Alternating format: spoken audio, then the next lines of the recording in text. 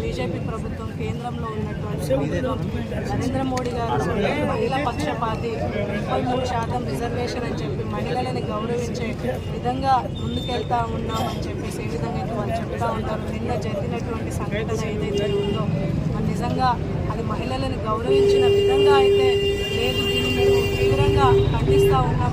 ఎందుకంటే ఈ యొక్క కేసు ఎంతో కాలం నుంచి నడుస్తూ ఉంటుంది. సుప్రీంకోర్టులో కూడా విచారణకి 19వ తారీఖున వాయిదా కూడా ఉంది కాబట్టి ఆ విచారణ చేపట్టక ముందే నిన్న వచ్చి అరెస్ట్ చేసి రైట్ టికెట్ కూడా బుక్ చేసుకుని నిన్న ఒక ప్రణాళికతో వాళ్ళు వచ్చి ఇవాళ కోడ్ వస్తున్న సందర్భంగా ఈ రాష్ట్రాన్ని మరి ఉద్యమం చేపట్టి సాధించుకునే కేసీఆర్ గారిని మరి వారి నాయకత్వాన్ని తొక్కే విధంగా ఇవాళ కేంద్ర ప్రభుత్వం కానీ రాష్ట్ర ప్రభుత్వం కానీ కలిసికట్టుగా వాళ్ళు పనిచేస్తూ ఉంది. కాబట్టి తప్పకుండా మేము రాబోయే రోజుల్లో కేసీఆర్ గారి నాయకత్వంలో ఒక ప్రణాళికతో ముందుకెళ్తా ఉన్నాం. మరి ఈ యొక్క అరెస్ట్ని కూడా మేము తీవ్రంగా ఖండిస్తూ మరి రాష్ట్ర వ్యాప్తంగా కూడా నిరసన వ్యక్తంగా ఉన్నాం. మరి ఆందోళన కార్యక్రమాన్ని చేపడుతూ ఉన్నాం. తప్పకుండా దీన్ని మేము తీవ్రంగా ఖండిస్తూ ఉన్నాము.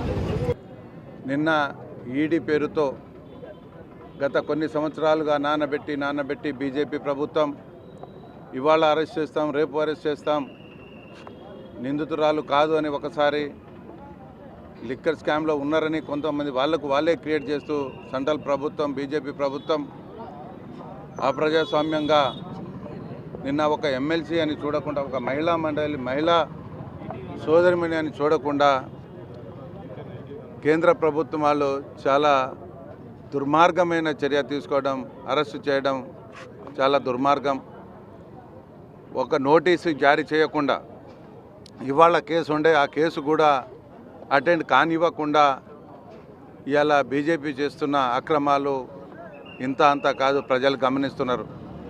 ఎలక్షన్ ముందు ఏదో ఒక డ్రామా చేసి కేసీఆర్ ప్రభుత్వాన్ని, కేసీఆర్ కుటుంబాన్ని ఆభాసపాలు చేయాలని చెప్పేసి బీజేపీ వాళ్ళు, కాంగ్రెస్ వాళ్ళు కుట్ర పడడం మనమందరం ప్రజలు గమనిస్తున్నారు. ఎవరు ఎన్ని కుట్రలు చేసినా, ఎన్ని అరెస్టులు చేసినా ఇవాళ తెలంగాణ ప్రజలు గమనిస్తున్నారు. ఇవాళ అక్రమ అరెస్టులు చేస్తున్న బీజేపీ వాళ్లకు గుణపాఠము ఉంటుంది అని చెప్పేసి నేను మనవి చేస్తున్నా. తెలంగాణ ప్రజలారా, అక్కలారా, చెల్లెలారా ప్రతి ఒక్కళ్ళు గమనించండి. అక్రమంగా అన్యాయంగా ఒక ఆడబిడ్డని కూడా చూడకుండా కవిత అక్కను అరెస్టు చేయటం చాలా దుర్మార్గం.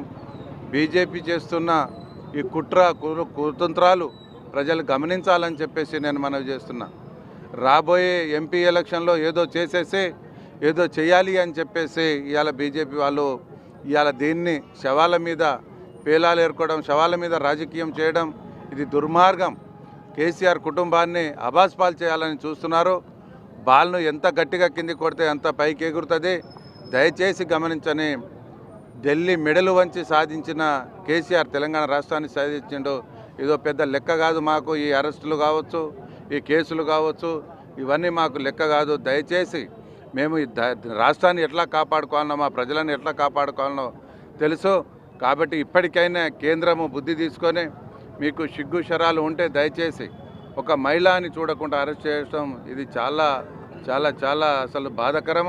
కాబట్టి దయచేసి ఇప్పటికైనా గమనించి ఆ కేసులో ఎవరున్నారు ఏంటిదని మీరు అన్నీ చేసే ఏదైతే చట్టం ఉందో చట్టం పని చట్టం చేస్తుంది, అది అందరికీ తెలుసు.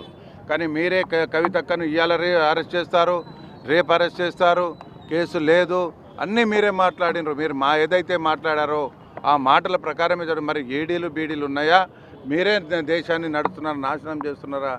అక్కడ కొన్ని వేల మందిని బీహార్ కావచ్చు, మహారాష్ట్ర కావచ్చు, కొంతమందిని అన్నం పెట్టే రైతును తొక్కించిన ఘనత మీది, రైతును నాశనం చేసిన ఘనత మీది. ఇవాళ చాలా చాలా చాలా చాలా దుర్మార్గంగా బిహేవ్ చేస్తున్నారు. ఇది మంచి పద్ధతి కాదు. ఇప్పటికైనా బీజేపీ ప్రభుత్వాన్ని మేము కోరుకుంటున్నాం. ఈ అరెస్టులను